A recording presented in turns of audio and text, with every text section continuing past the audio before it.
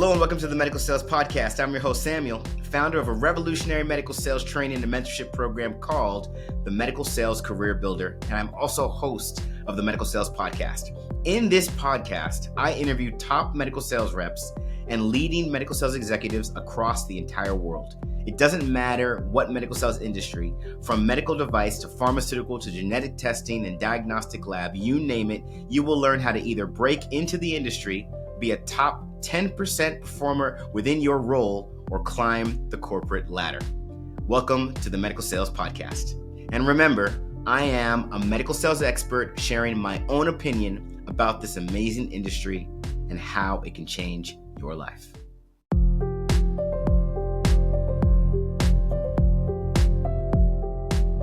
I'm a full cycle rep, meaning I do everything from researching the accounts and the providers and what they came from, what they studied.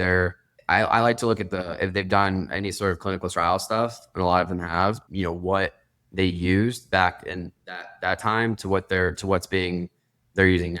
And then so that's the first step. And then all the way at the end, which is patient education, is okay, I've gotten a patient, I've got an order in, it's been processed, and this patient is local and typically older. I mean, young, like now you could use it because you're younger, you're familiar with technology, but these older patients that have caretakers and other things, they need more hands-on guidance. And so I could, I'll meet with them, and typically a conference room that they're not using at the time, or an empty office room. And that is where you become so important, because I don't have a degree, and I'm not a licensed medical professional.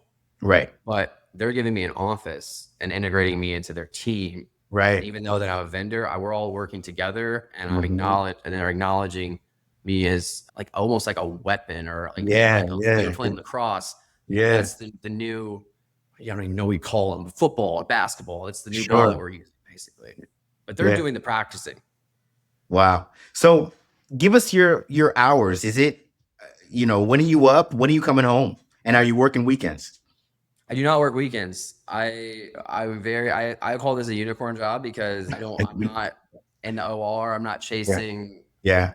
I'm not being, everything relies on what I feel like I need to do that day. Okay. And that is where I touched on it earlier, my schedule, what I feel that I need to do that day versus what I have written on paper.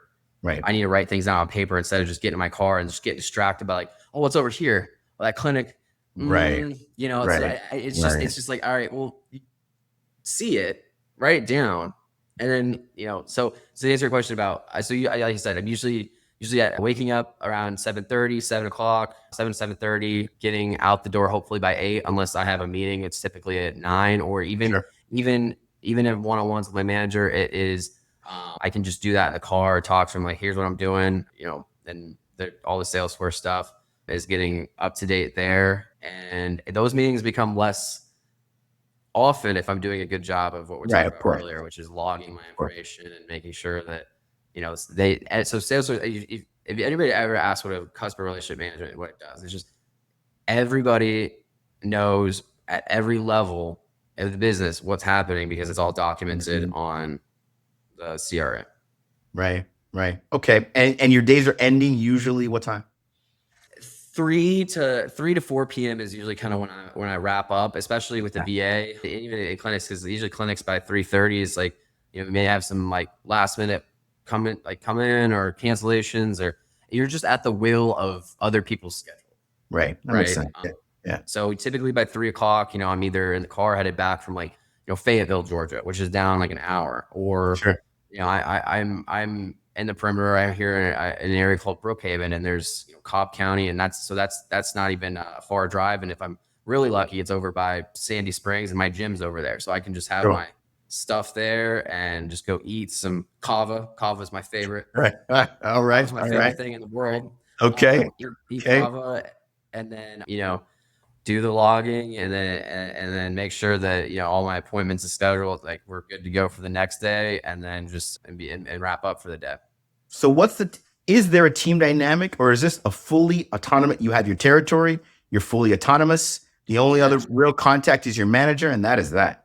Yeah, so it is very autonomous. And I struggled with imposter syndrome hard Sure. because I came in at 24 and all these people that I was just like, why would they ever want to listen to me? That I got sidetracked. Yeah, yeah.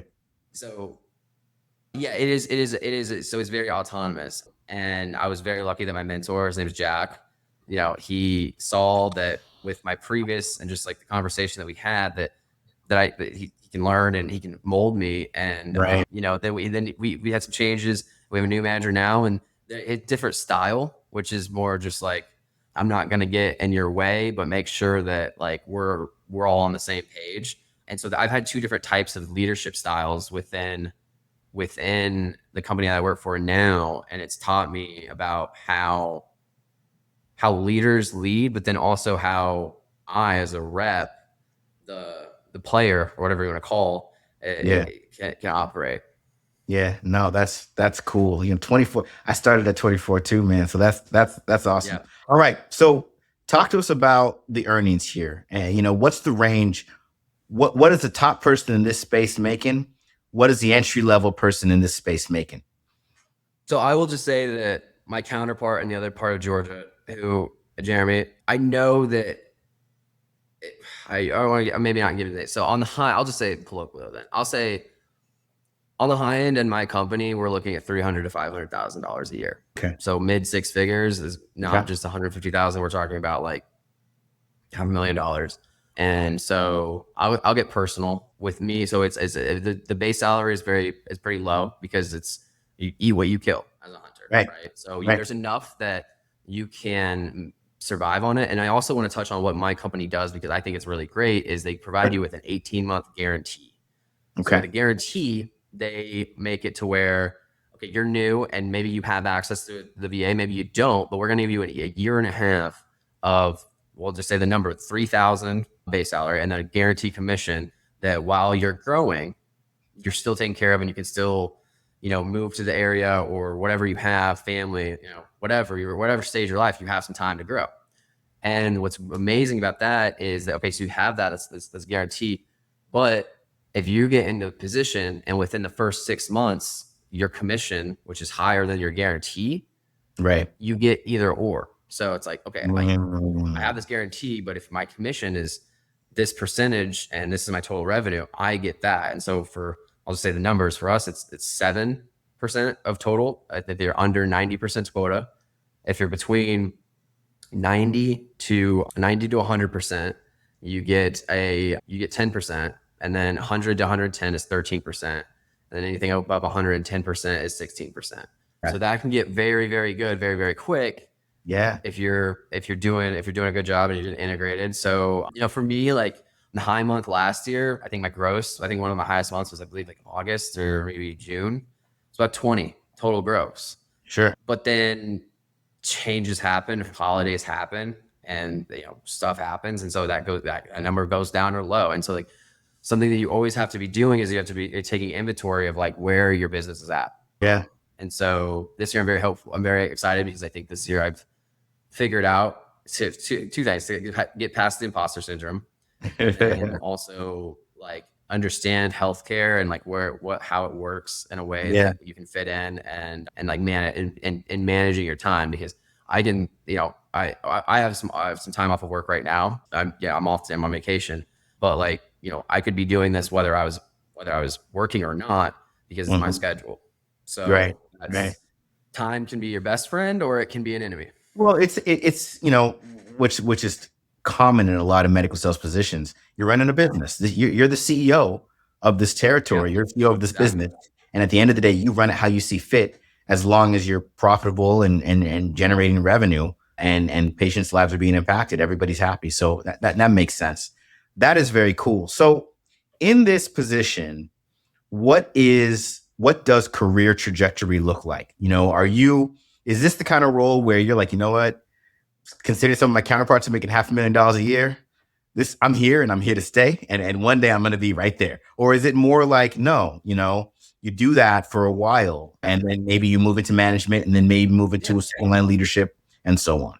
Yeah. So I'm so happy you asked me that question because I tell the world what I want. And I said I wanted to do medical device sales in Georgia, but the caveat there was I said, but not Atlanta, because I was like, I'm from small rural Missouri, and then Sure. the universe laughs at you when you say things, and then it's like, yeah, you're gonna get what you want, but you're gonna go do this. And so I wanted to, what I understood about medical device sales as a kid in college was it's so hard to break into, and all I wanted to do was get a job as a rep or an account manager, whatever the title is, by 30, and just make me 6 figures by 30. And I was like, and then I was blessed that 24 is like when that happened for me. Because now I need to realign. Now I need to like, what next? And so the money came in, and I was like, oh my gosh, like high-rise condo, German car, like what else could you want? So but then it became, it's like, all right, well, what next? And so with the money side of things, if the money's not gonna fulfill everything. So I've always been like, all right, well, helping others break into the industry has been something, and that's why I'm doing this podcast, like, so people know that's something that I've been interested in, just passively, because I talk about my passions.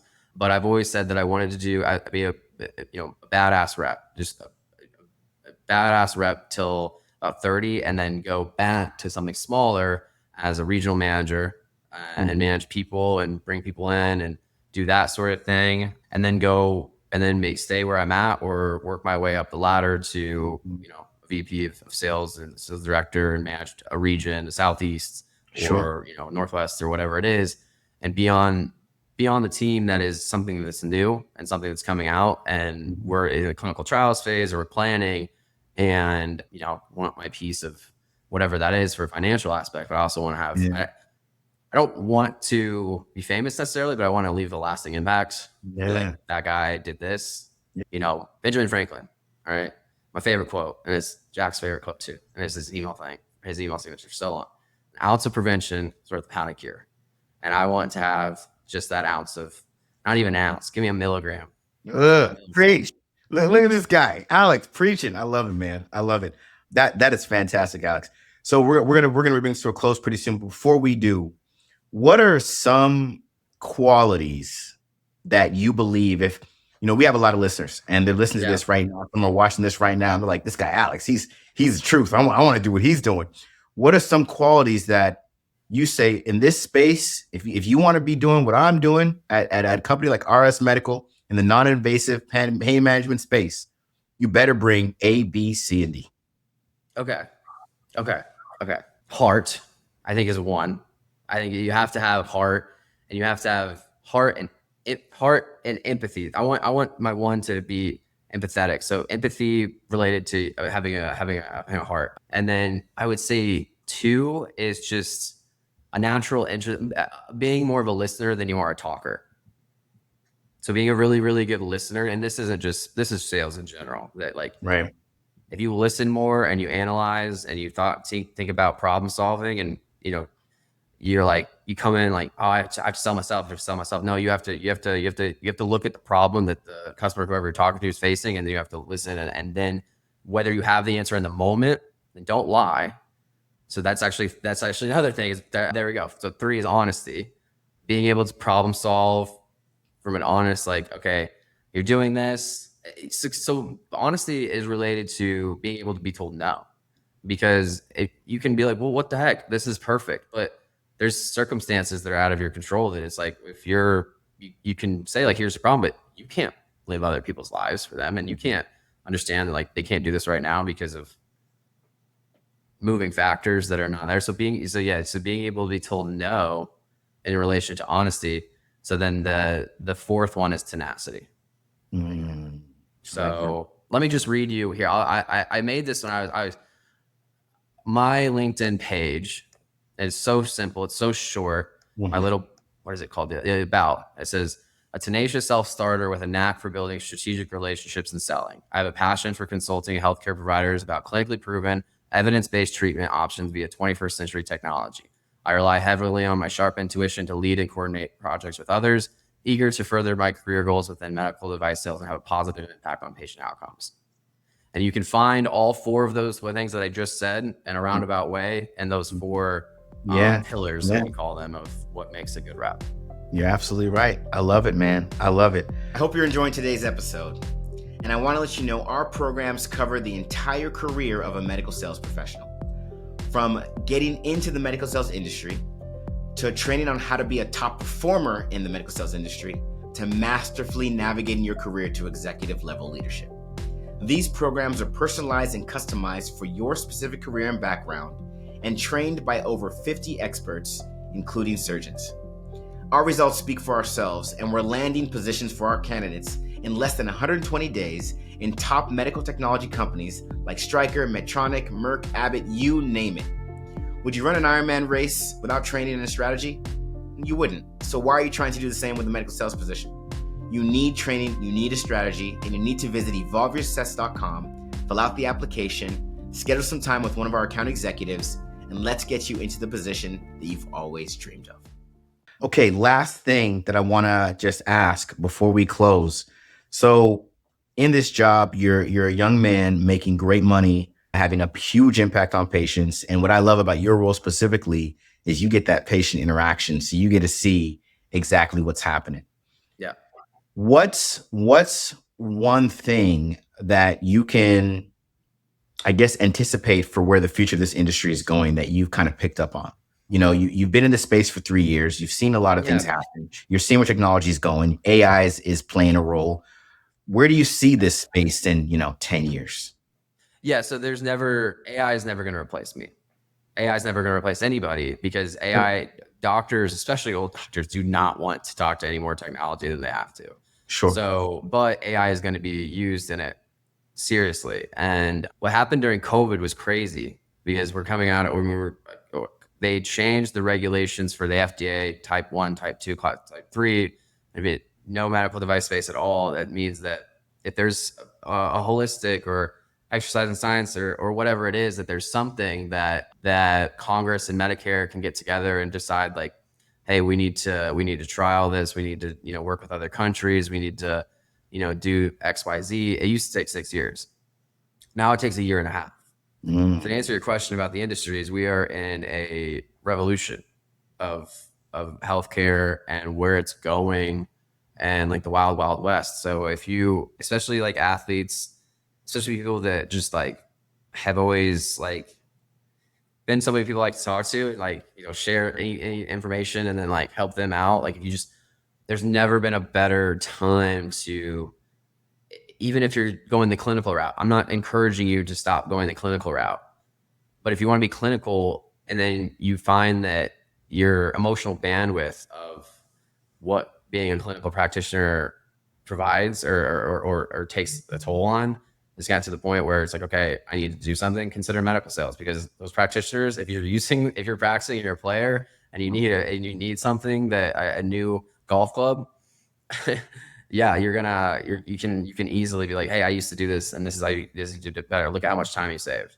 Look how many less appointments now you have. Look how much more free time you have for vacation, XYZ. So that is what I would say about the future. The next 8 years of healthcare is what we're going to see is things that, like, whoa, what are they doing? Like, yeah, that's what I would wrap that up with. Awesome. And then there is one more thing with your training. Were you trained with the company RS Medical by the mentor or official training, or was it more like you were just you're your target, get out there and do what you can do? I was. So I flew up. I got hired with it was a class of only 2 people. It was me and a former chiropractor, and flew up to Washington, Vancouver in late 2022 because I got hired in August, and I was up there for a week because. So it was the whole corporate. We just, met the president and VP, all, terrifying stuff when you're getting into the industry. It's like, holy crap, we're doing this now. It's, and they were really good. They made me feel comfortable.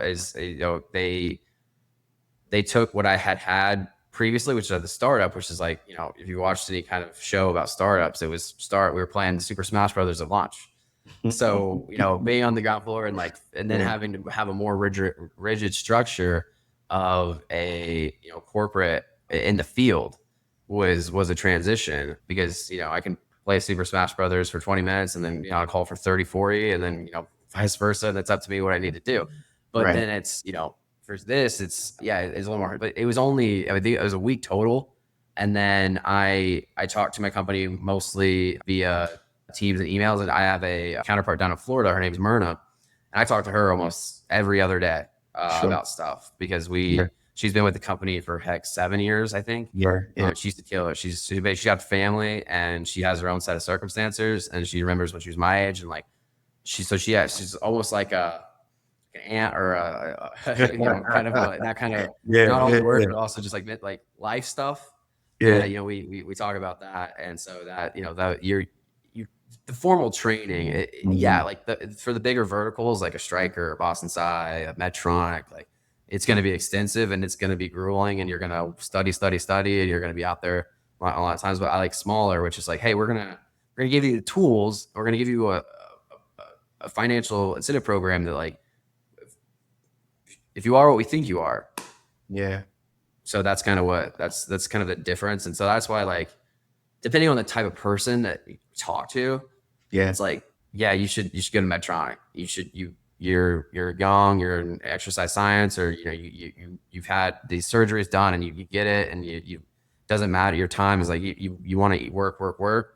But for people like me that like a good work-life balance, I DJ, I do stand-up comedy, I like stuff like this. You doing it all. I like to. This will always be number one. My occupation will always be number one, and will always be,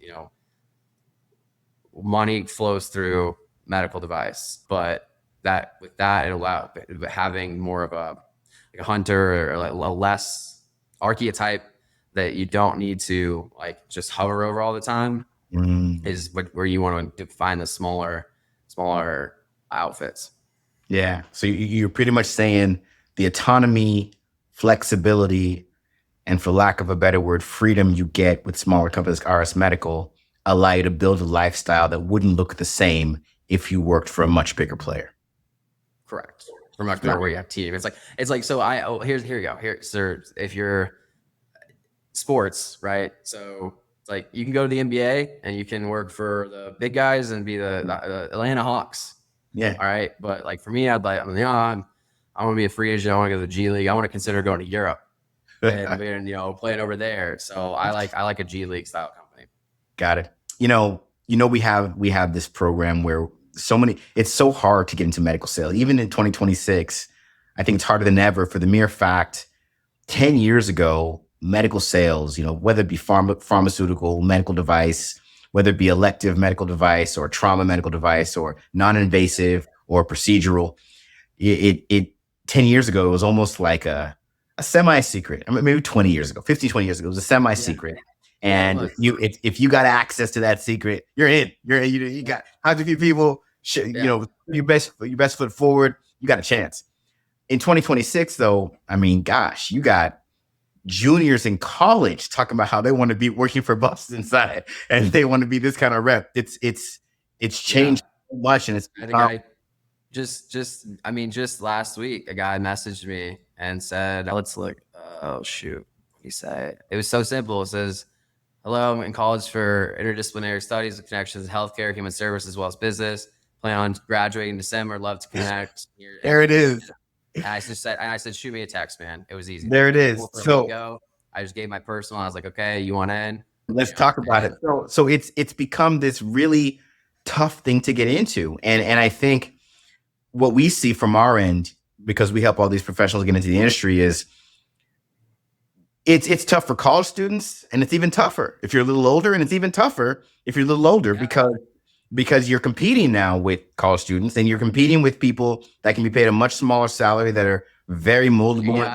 I have it all too.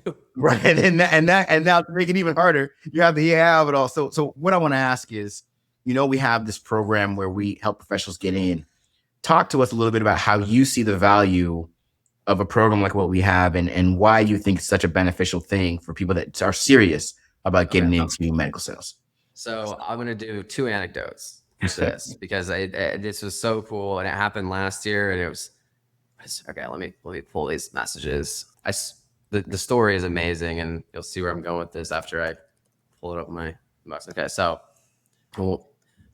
post-grad had been in, so I'll just read the message. Her name is Adeline. Said, "Hey Alex, hope you're doing well. Recently graduated from college past May, exploring opportunities in medical device sales. interest in healthcare, people aspect of sales. Would love to learn some of the experience than you in the industry. Recently moved to Atlanta. Was wondering if you'd be open to grabbing a coffee or hopping in a call up with time or for a call sometime. Truly appreciate anything that you can provide career insight wise.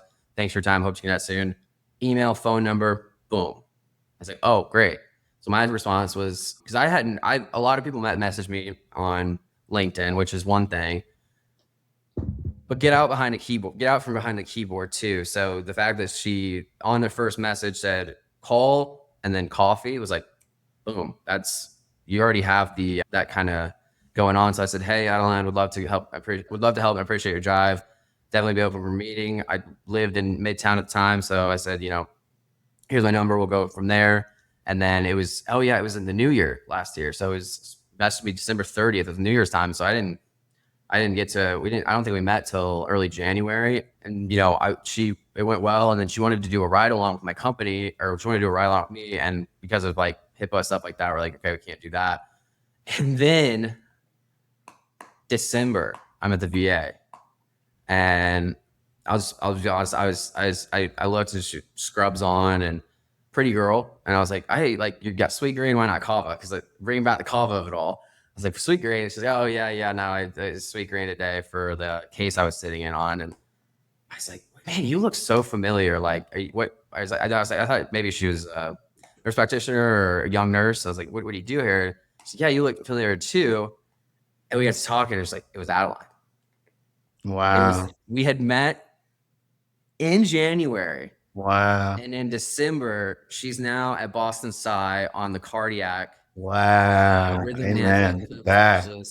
And was working in the VA, and it was like, oh my goodness, like talk about timing. And I just like, I was like, so did the conversation help? She's like, yeah. It was like, here are I, basically, kind of thing. And then I like, tapped her on the shoulder. I was like, awesome. And I was like, cool, And so that was one, but go ahead. So again, so how do you feel then with a program that helps you get in? What's your sentiment about that kind of thing? Because I want to know how you see it with what we're doing. Because I think people don't understand the value of how challenging it is to get in now. And even with the story you mentioned, it took her a year. That's amazing. But we have this program that we do that can cut that down in half. How do you see it? Based on your experience, how do you see these programs, and what role you see they play in what it means to get into the industry these days? Yeah, I think that I'm just going to use the word rhythm, because I think that is exactly for somebody who is trying to find them like a career in there, and they've heard about medical device sales. They have an aunt, they have an uncle, they have somebody who did it, and they've heard good things. Something like this is some kind of program where you can have a conversation with yourself or someone like me that has their own unconventional path that led them to this person, to this time, and wherever they were, and to kind of have the initial the messaging people, just pining for somebody to get back to you and their schedules to work, and just waiting on that call when it comes, to have that kind of already like designed for you, so that you can have somebody that whether it's the beginning and you have a meeting schedule, or at the end of it where you're talking about you did two different companies and they do different things, but in what you want in the family situation or life stage situation, it makes sense. So there's a rhythm to it. I love it, man. This was awesome, Alex. You're a treat to listen to, my friend. It was wonderful getting to know you and learn about your space. And thank you for being on the Medical Sales Podcast. Yeah, same. You're a great interviewer. And I love what the Medical Sales Podcast Studios is doing. I think it's valuable for people who are interested. I hope you enjoyed today's episode. And remember, I have a customized and personalized program that gets you into the medical technology industry as a sales professional, or any type of role for that matter. Become a top performer in your position and masterfully navigate your career to executive level leadership. Check out these programs and learn more at evolvesuccess.com by visiting our site, filling out an application, schedule some time with one of our account executives, and allowing us to get you where you need to be. Stay tuned for more awesome content with amazing interviews on the Medical Sales Podcast.